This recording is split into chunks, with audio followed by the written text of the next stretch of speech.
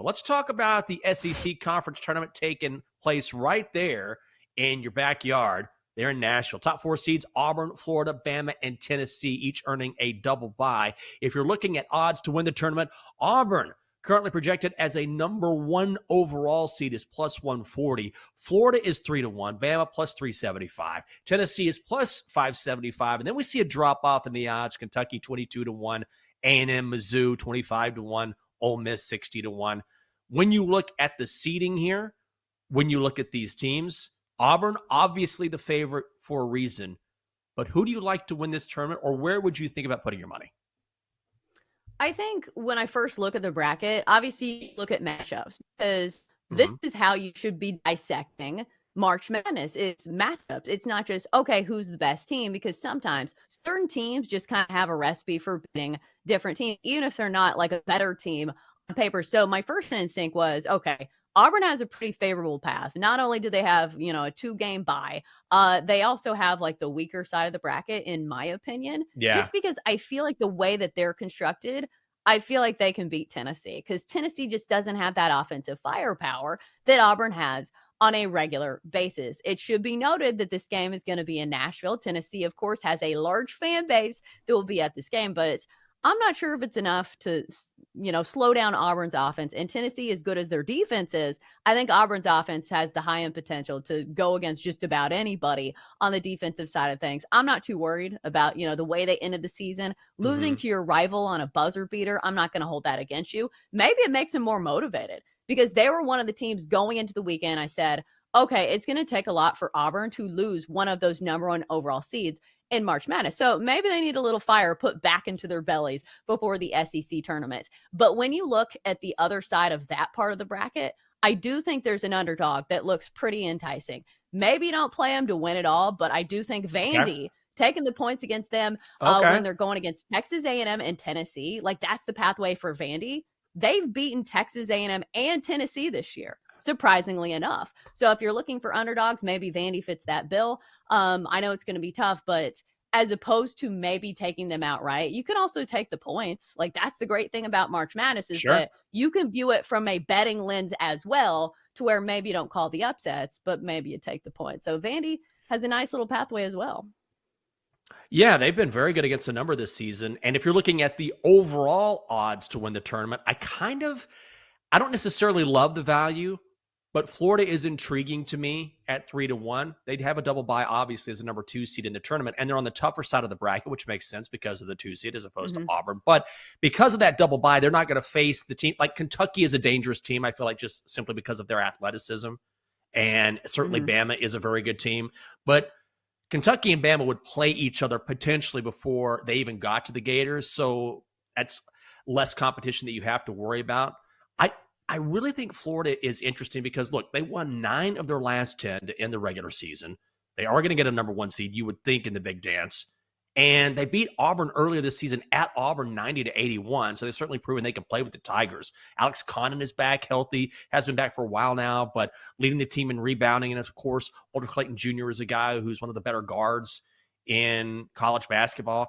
But it's tough because when you're talking about Auburn at plus 140 or Florida at 3-1, you're not really getting the value that I think you want. And ultimately, I think what I keep coming back to, even though I do like the Gators, if we're talking about an overall bet, is that when you're talking about the most competitive conference in the country when it comes to basketball, which I still can't get over, we're talking about the SEC, then this is one of those tournaments where any team is capable of beating the other. So if you're going to take one of the favorites, I would like to have a little bit more value there.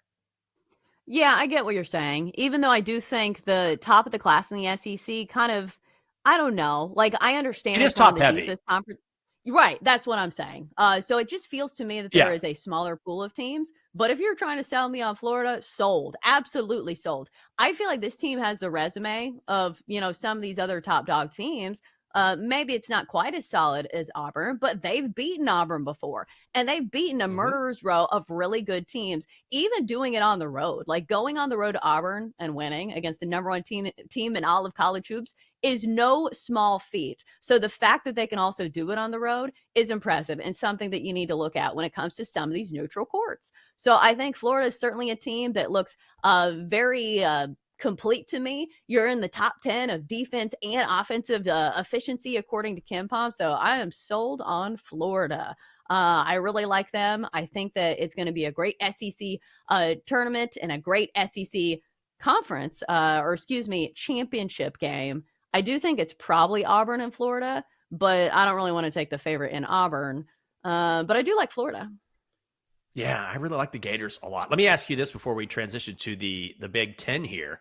I mean, you got the arena right there in Nashville. You're a huge college hoops head. You going to go to a game or two if you can? Yeah, if prices aren't too expensive.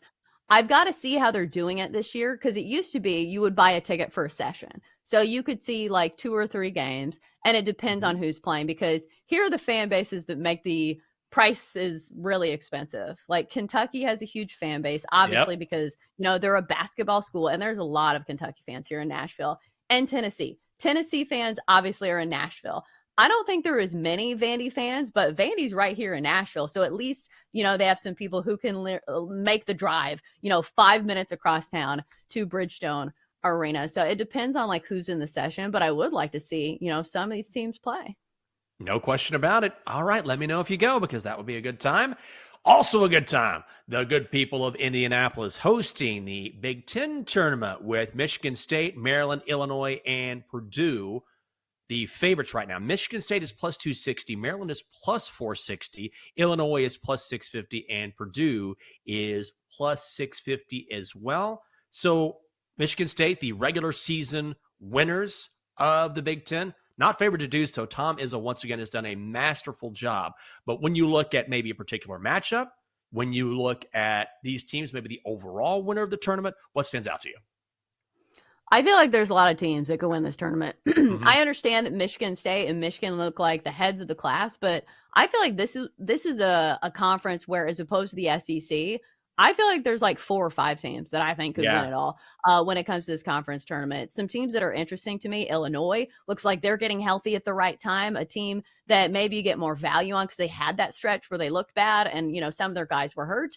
And we were just talking about Oregon earlier, a team that has some of the most quad 1 wins in all of college hoops. They have 8 quad 1 wins, and I feel like nobody talks about Oregon. First round matchup looks like it's against Indiana. So maybe those are 2 teams that can go for a run. Maryland had a nice little stretch winning some of those games against big time opponents. So it just feels very wide open to me, as opposed to maybe the SEC tournament. You know who I really like a lot at plus 460 is Maryland.